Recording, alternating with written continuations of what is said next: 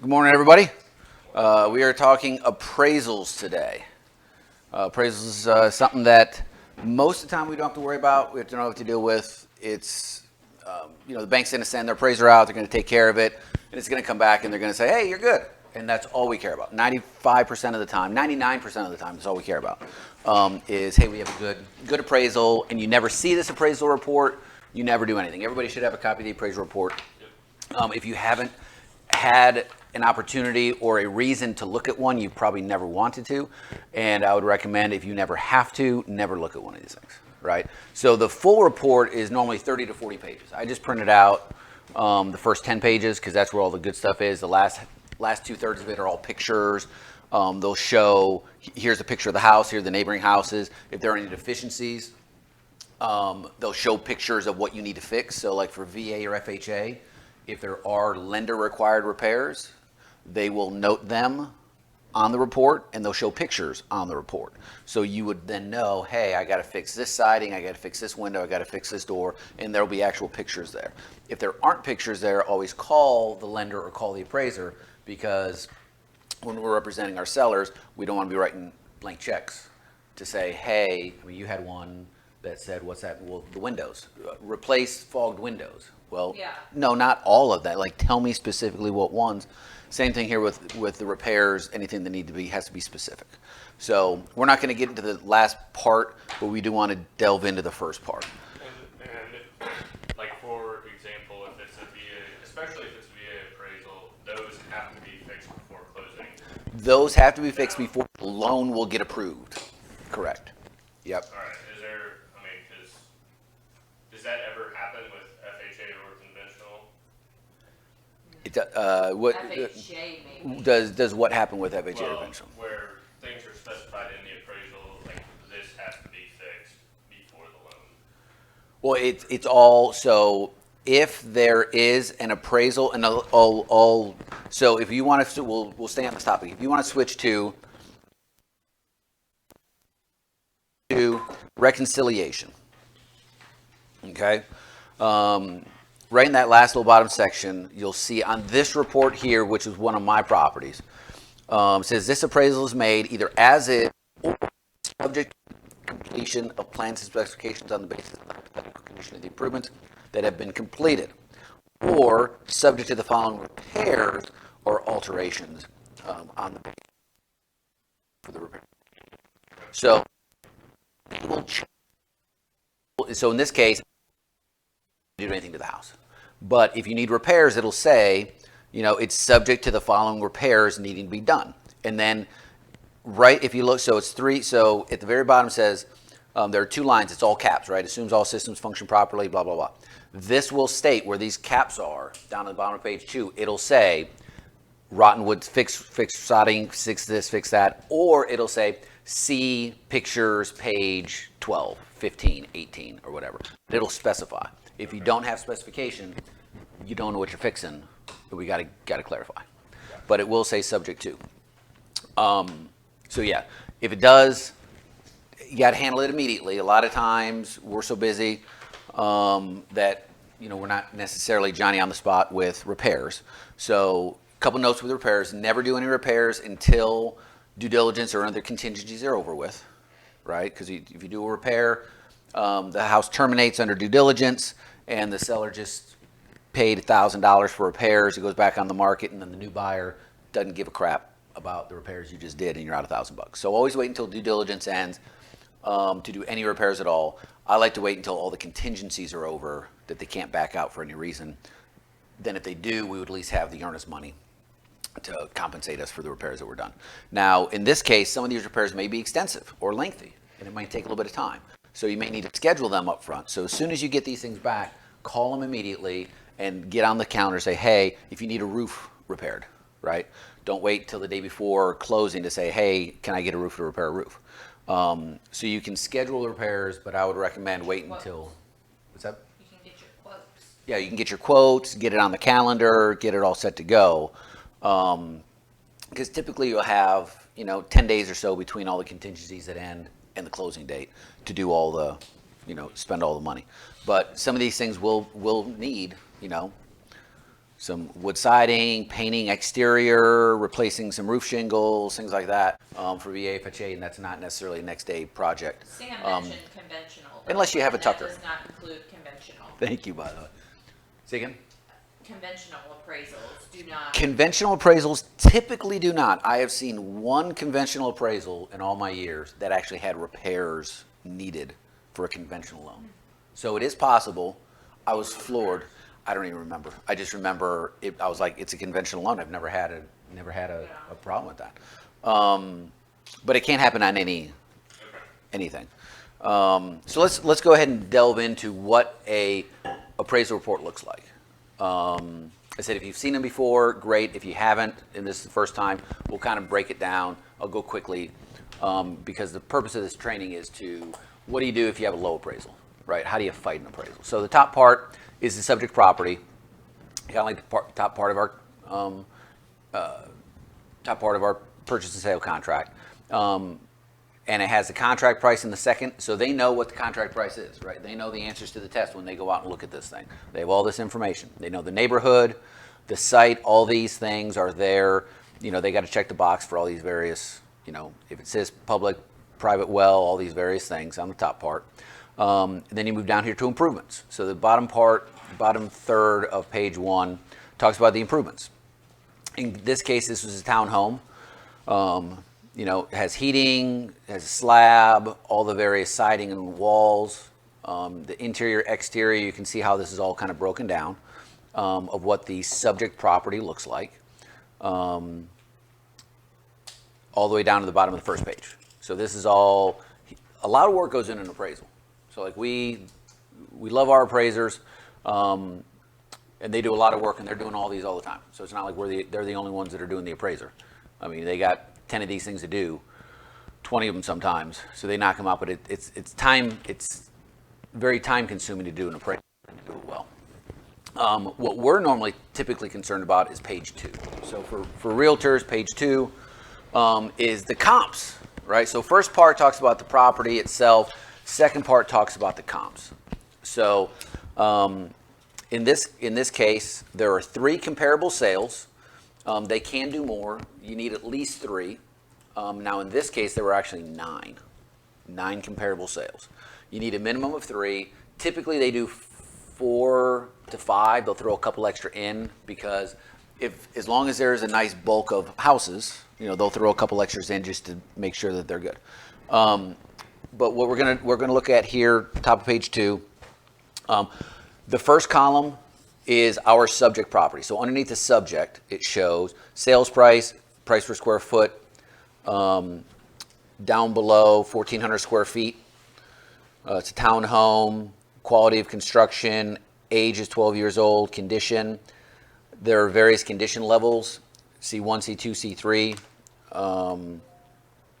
Number of bedrooms, number of rooms total, gross square footage of the unit. And then down additional features, patio, fence, updates, renovations, good, insulated windows. So all these things are big bulk items that the appraiser looks at. Is everybody tracking and following? And then he looks at 3 other sales that are comparables in their mind. So in this case, you see the addresses up top, and we'll compare them all right here. So the first one here is sold for 152, right? Go on down. It has date, time of sale. So it circled this. Now, this contract we had was done, this appraisal was done in March, right? March was when this contract was done. Date, time of sale, it says S for sale, 05/21. All right, so in May of 21, this house sold, and because it sold so far in the past, they're giving a credit of $15,061 in the credit column for that, right? Moving down a little bit more, it's a townhome, so it's comparable. Quality is the same quality, same condition. Baths and bedrooms, right? 6'3", 6'3", 2.5. Square footage is 1,740, so it's a little bit tracked $7,600 because it's a bigger house and they're saying you have to take value away from yours because that one is bigger. Okay, all the way down here, garage that has a two-car garage that has a two-car driveway. We have a one-car garage, drive-in garage, so they're giving us a $5,000 credit because we have a garage and this subject number 1 did not have a garage, so we get a $5,000 credit. And then the updates and renovations, we were good, they were average, and so we got a $6,000 credit. So they add and subtract up and say that's a net adjustment of $18,461. So they throw that on top of the 152 that they sold it for, and they say in today's present value, it's worth 174.61 is their adjusted sales comp. Okay.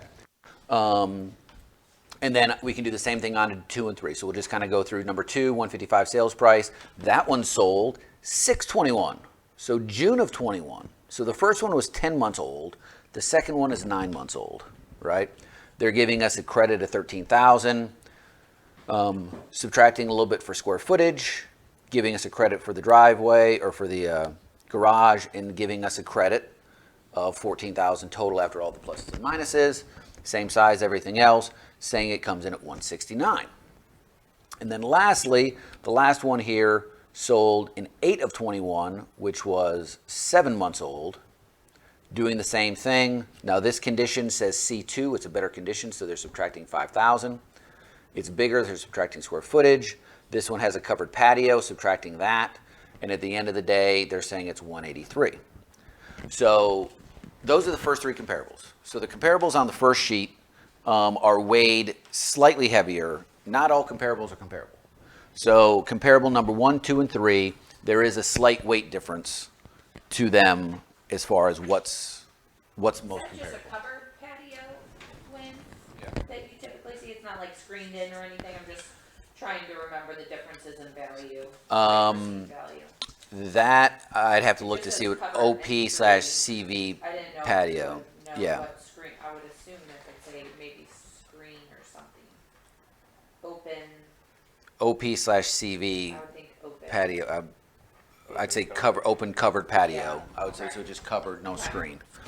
And so based on that, right, we're just going to keep going down. So based on those 3 comparables and the various weights that they have on 1, 2, and 3, you're going to come down to just above the reconciliation, and it has right above that thick line, it says indicated value by sales comparison approach, $175,000.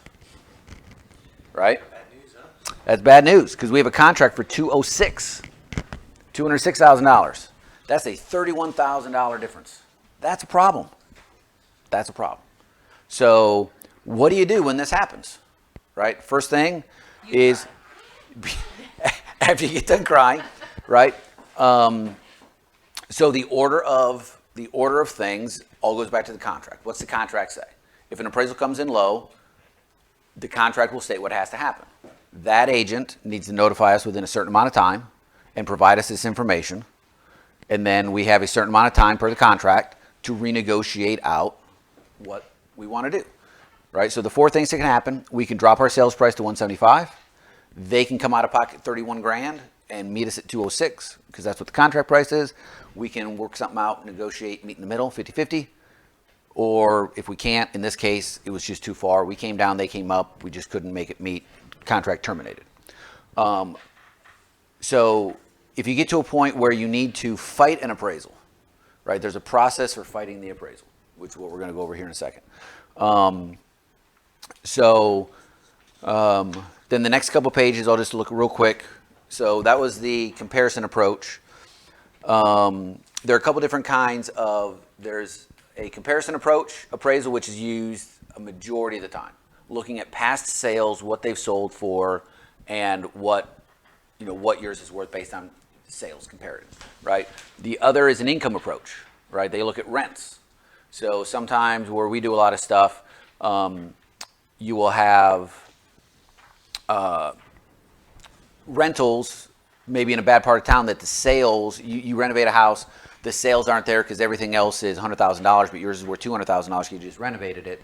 If you can justify that price based on rentals, based on an income approach, sometimes they use that. So a lot of the business that we do, income approach is used versus comparables, because when you're in some of these neighborhoods, there are no comps, right? So you do income. And from the income approach, they do a gross rent multiplier.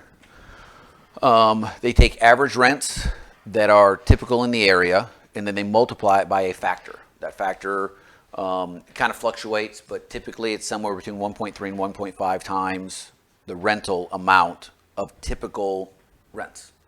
Now, the negative with that is when you are in a lower income, when you're in a turning neighborhood that's getting gentrified, the rents are typically low around the whole area.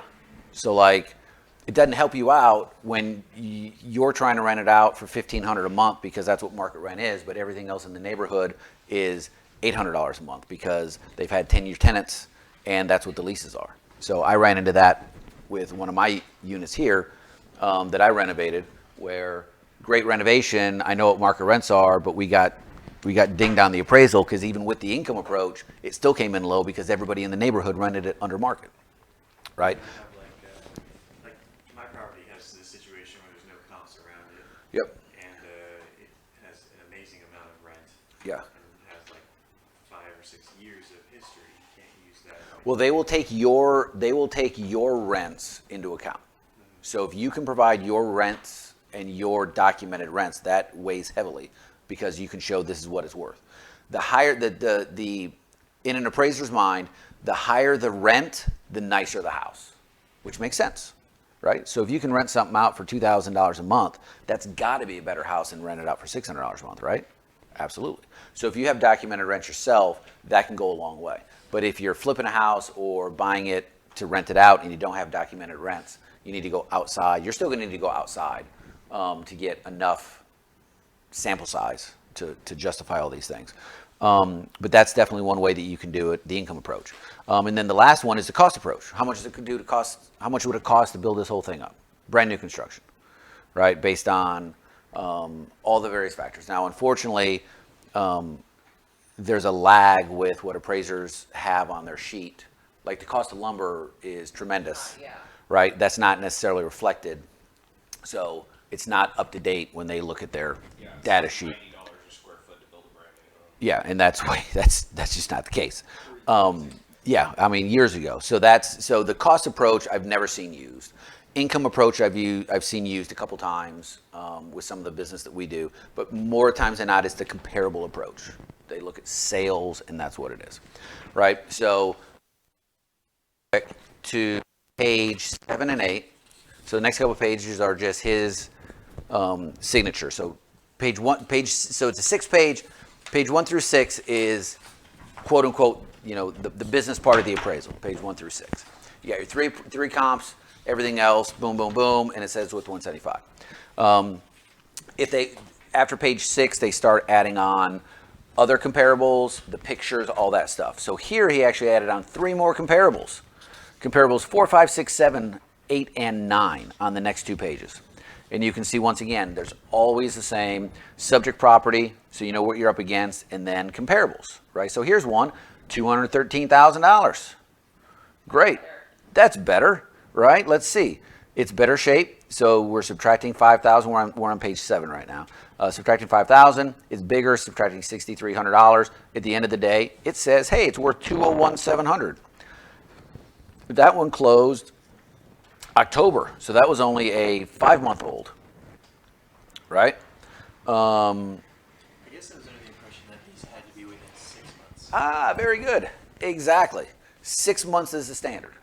So when I'm looking at this and I'm realizing, wait a second, our top 2 were 10 months, 9 months, and 7 months old. Where are the houses within 6 months? Because in today's market, 6 months ago to today is years, right? I mean, it's night and day with the difference. So you want the closest sales in the closest amount of time. So we'll transition to how do you fight an appraisal report? What do you do? So you've been notified the appraisal came in low. You say, what can we do? Try and work it out first. Hey, I'll come out of pocket. I'll drop the price, whatever. If that doesn't work out, your first call is to the lender. Whoever the lender is, give them a call and ask them what the process is to fight an appraisal. Every lender has different protocols. Every lender has different procedures. With a VA loan, it's called a Tidewater. You have 3 days. If a VA appraisal comes in low, government gives you 3 days to justify why you need a reappraisal. Not a, It's business days, correct? business days, correct. 3 business days. So it's called Tidewater for a VA loan. For conventional and other type loans, there's not necessarily a name for it that I'm aware of. From the time the lender's notified that the appraisal is low? or From the you're notified? That's a great question. I think it's from the time that the appraisal comes in and the lender gets it, Okay. which is, once again, I'll just keep talking about the importance of a good team. Having a good team that calls you immediately, like Rhett, as soon as that comes in, he's on the phone and he tells me it's good or it's bad. It's good, it's bad. Hey, what do we need to do? Because once you're out of your time window, you may not be able to fight it. So if you are in your time window, which is another reason why staying on top of timelines, right? When the appraisal is due, be talking to the other side, be talking to the other agent constantly. Hey, is the appraisal back yet? How we looking? All these things. I got an email from a lender out of the blue yesterday. Hey, the appraisal's back. I'm like, great. I gave him a call. Are we good or are we not? He's like, it came in at value. I'm like, perfect. The other agent did not send me anything, but they don't need to. If it's good, it's good. But never expect somebody to do our job. So like a lot of times we're having to do both sides. Keep an eye on the appraisal. Even though we're the seller, let's keep an eye on the appraisal. Keep an eye on the lender. Make sure all this stuff's going. Don't mean to interrupt, but just for Sam's knowledge, what I do, Sam, is when we get through due diligence, I reach out to the buyer's agent, find out if it's been ordered, and when's the date when it's due back, and I just Yep. mark it on my calendar. So, because a lot of times it's like you said, we only hear it if it's bad, but it's You don't hear good if it's bad. to like be in the know Yeah. of what's going on. Yeah, because a lot of times your seller will ask, hey, did the appraisal come back? And we always want to have a, Most sellers obsess about the appraisal, especially in this market. today's market. And of course, we want to have those answers when they call. We don't want to have to say, hey, let me find out and call you back. We want to be proactive. So if the appraisal comes in, let's reach out to the client. Say, hey, guess what? Appraisal's good. One less thing we need to worry about on the way to closing. But if we need to fight it, here's what we need to do. So call the lender, explain the situation, and say, what do we need to do? And they will tell you what their process is. Every lender is different, right? In this case, they said, type up an email, provide me with comps that you feel are good, right? And that's where we need to do our digging to come up with comps that justify the sales price, right? So you do your comps just like you normally do when you're doing anything else, and you need to find things within 6 months is the window. It's the same process. If not, go concentric circles out, try and see the same type, same everything, because we are not trained to do, one has a 2-car garage, one has a 1-car garage, so you're going to get a $2,500 credit. Like we're not at that level, right? We just need sales, comparable houses to do it. When I looked in this case, there were 22 sales, 22 townhouses that sold within the last 6 months. Out of these 9 properties that were on this report, only 4 of them were on that report because the other 5 were longer than 6 months out. Why do you do that? I have no idea. But, The one with the 10 and 9-month sales? yep. Oh, better yet, here's another one. This one here was a 2-bedroom. So mine's a 3-bedroom, 2-bath. One of these comps here that sold for $140, by the way. So $140 was a 2-bedroom, 2-bath. Why he added a non-conforming house to the appraisal report, I have no idea, but it's on there. So once I got away from all the old ones, I went and I saw 22 townhouses that sold within the area.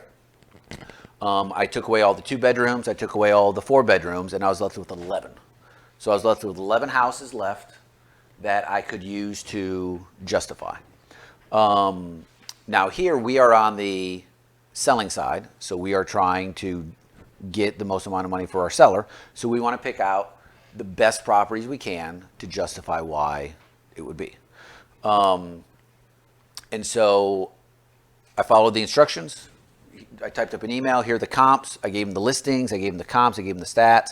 all the everything. I also gave my justification as to why I felt that these were not appropriate, with a nice long soliloquy of boom, boom, boom, boom.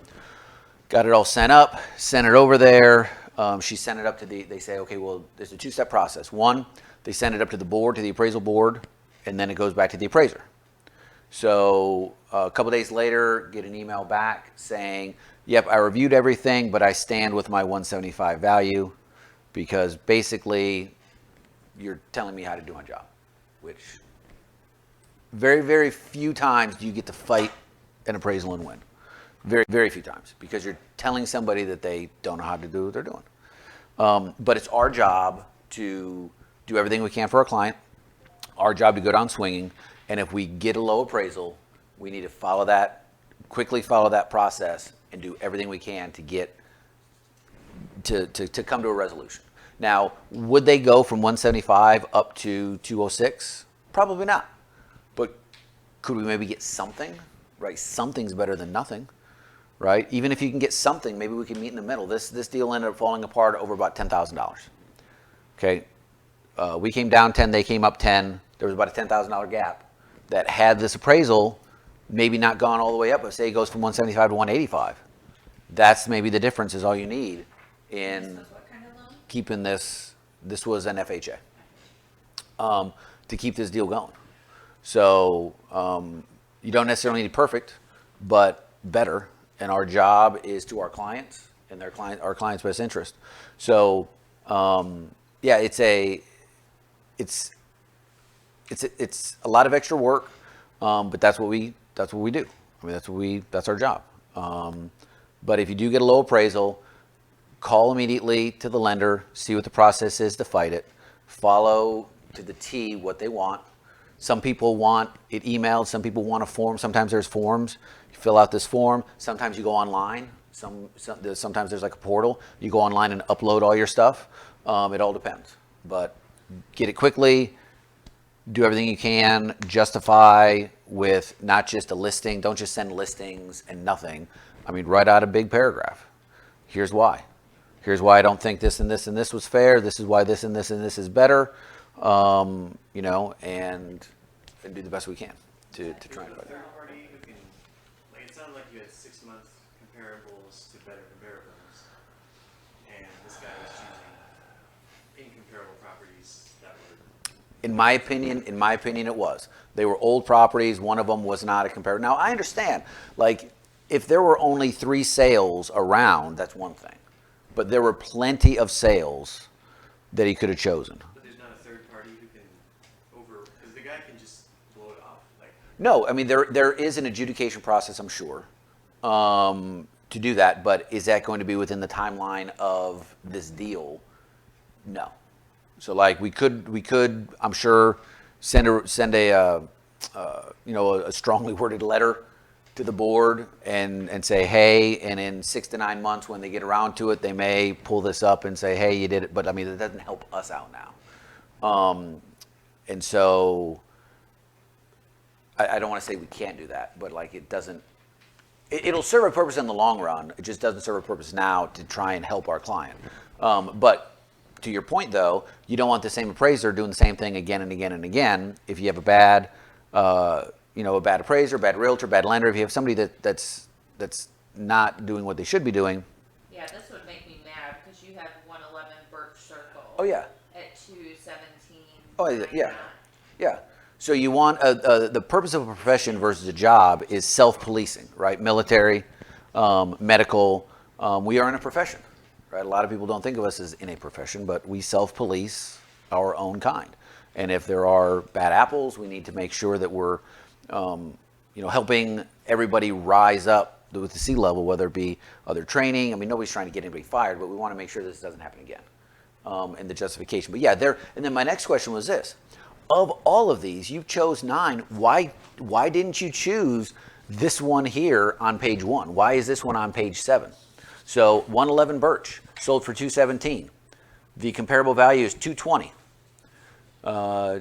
20 Ashley Lane sold for 197. It's not weighed as heavily. It's not weighed as heavily. Correct. It's the back pages are more of a justification to back up the first page. Sorry. So cost of repairs. So the cost of the repair that's going to be on this report may not be actual cost of repair in real. So Kelly had a question of going over just basic cost of repairing the basic typical repair list. So like A window. a window. So if you have to replace a window, windows have gone up. So a window replacement is, if you need to replace a whole window, you're probably looking about $600, right? So every window you need to replace, now that's a whole window, that's the frame and everything, $600. Because the window itself is going to be $350, and then it's going to be another couple $100 to have somebody install it. So a typical window is about $600. Now, if you only have to replace the glass, so you have a foggy glass, a blown seal, right? Call a glass company, Rick's Glass, is it J&L? Yeah, J&L. They'll come measure, and those are typically about $300 they'll come on site, take out the old. Or like $300-$400. Big. Yeah, pain, that was a big. I'm saying your typical 36 by 30. I mean, your typical windows are on average about $300, right? Somewhere in that ballpark. So these are rough estimates. Now they're going to come out and they'll measure, and if it's a weird size, or they have to cut it, it might be a little bit more. Now, But this is a dumb girl question, Wynn, but when you're looking at something like that and it says repair and or replace window and or glass, when you know when you have to, what causes you to replace a whole damn window versus just the glass, I guess. so for me, it's functionality, Okay. right? So if there's nothing wrong with the window and it works, it opens, it stays open, it locks, it has, I mean, it's a good Those, window. like the, what do you call them, that keep the window up? The Yeah, the stoppers. window, yep. You can't replace those. It's pain in the ass is what I've ran into a million times. Like when you open up a window and it's slimed shut. Yeah. No, actually, so Jesse, they tear apart the people who know how to do windows make you look like an idiot because they're like, oh, and it's done. And it's like, wait a second, what? There are adjustments in there, and it's spring loaded, and a lot of times the springs will break, and they can just replace the spring, and then it works. So now, in the older windows are counterbalanced, right? You'll see some of the old wood windows with like a pulley. Those are a little trickier because Or an old one that's like maybe rotted out or something. yeah. If it's got the pulley on it, normally the pulley it's not worth break. Shelves will collapse, the rope will break, the pulley's stuck. It's a painted shut, like it's just it's not worth it. I would replace the window. Or if it's rotten, like a lot of on the exterior, you'll see like rotten, the bottom part kind of rotted out. Just replace the whole thing. Some people Bondo and paint, depending on the severity of the window. Once again, if it says repair or replace, you can repair a window with Bondo and paint, absolutely. You just have to make it functional, right? You need to make it look good, make it functional. Because if I'm buying a house for hundreds of thousands of dollars, I want a window that's functional.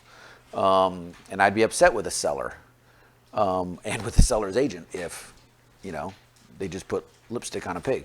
So windows, replacing the double pane glass, about $300 a pop-ish. Replacing a window, about $600 on average-ish. Repairing wood rot behind, underneath the door jamb. That's typically about $100 on average to replace that. Somebody's going to come, cut out some wood, put it in, caulk it, fill it, paint it. Typically about $100 to replace that. What are some other repairs that are typical on amendments to address concerns?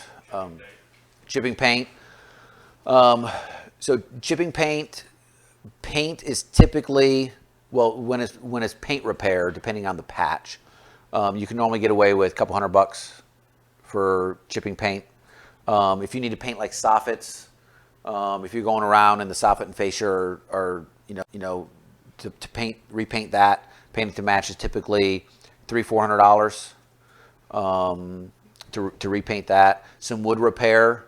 A lot of times you'll have some rotten wood around soffits and fascia or on siding. Typically repairing siding to replace about 30 linear feet of siding is about $600 to replace and repaint some of these older wood houses. Now, are these Wynn Martin painter prices? No, these are contractor prices. 30 linear, like Yep. the entire wall, or Well, I'm just saying 30 linear feet per board. Not 30 linear feet.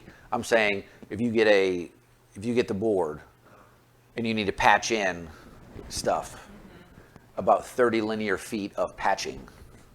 Not of side. Yeah, no, not a side. Let's see. Let's talk blown-in insulation because I have the answer to that. We're doing that right now. So blown-in insulation in an attic that is 600 square feet is probably going to be about $800 to have a company come out and do blown-in insulation in an attic. It's about $800. How many square feet? 600 square foot attic, about $800. Leaks. A lot of times you have leaks under the sinks, under the house. More times than not, it's a leaky gasket. It's, parts, those typically would run $150, $200 for a plumber to come out, licensed plumber to come out and just kind of fix a couple things up. They have all the supplies on their truck, so they don't need to run to Home Depot. They don't need to do all that. So it's a service call, which is $100, and then an hour worth of their time. So $200 ballpark would have them fix a leak around a house. If you need to repair a water line, running a main water line is about $900 to have somebody come out and run a new water line from the meter into the house. Let's see, what are some other things that we've had to repair? Paint. Yeah, so I mean, your typical amendment to address concerns, the bill is going to be $1,500 to $2,000 on average, right, to kind of do these things. Hey, how are you? I'm Dave with Ameris Bank Mortgage. How are you? Hey, come on in. We're finishing up here. So something to keep in mind, the things that the way that I phrase this to my sellers is this. When you're buying your next house, do you want that to be move-in ready? And they're almost always like, of course I do. Yeah. Okay, well, if you're expecting that on that end, you're going to need to expect to sell yours in that same condition. Because everybody who doesn't want to pay a dime to sell their house, yet they're going to want them to do all their money before I buy that house. Now, if you don't care, and I'm going to buy it as is and sell it as is, that's cool. Or if I'm going to fix it, but you can't have an inequity of whatever. And setting an expectation for the sellers to say, hey, no matter how nice your house is, they're probably going to ask for some repairs. Just know that it might cost, on average, $1,500 plus or minus, maybe $2,000. What about lifted siding or lifted shingles? Can that get flagged on the appraisal? Typically not. Okay. Typically not. Okay. Typically not. Weird that they didn't ask for that out Yeah, here. typically not, no. On the front, they're all lifted. They No, didn't ask for typically not. Yep. You mean Like, are they lifted as in waiting? like, Like they are Like- lifted, like bowed off the house where water intrusion, like if I was Yeah. a buyer's agent, I would be like, you need to fix that. So, Water can get in. is that a conventional loan? Yeah, that's You why see, I'm now if it was a worried VA, about it. if it was a VA, they might flag it if it's a VA or an FHA. Sometimes agents will do that. They'll get all their little finicky Yeah. repairs in the due diligence because they know Yeah. it's an appraisal. And if the contract says, oh, the seller's going to do $500 or $1,000 in work, they'll be like, well, I'll just get her on the back end. Yeah. Now I had a contract fall out when the inspection report fell out. I was privy to some of the repairs that needed to happen, and before we took the next contract, they're doing the home inspection right now. I got with the seller. I was like, "Hey, here's some things that they found that are going to be significant that anybody's going to find. So let's fix them now before we take another contract, and make sure the home is ready, because we didn't know before what some of these issues were. Now we do, and so we want to make sure that the home's good. Because once again, we want to sell a good home. We're not in the business of selling bad homes to people. We want to do what's right.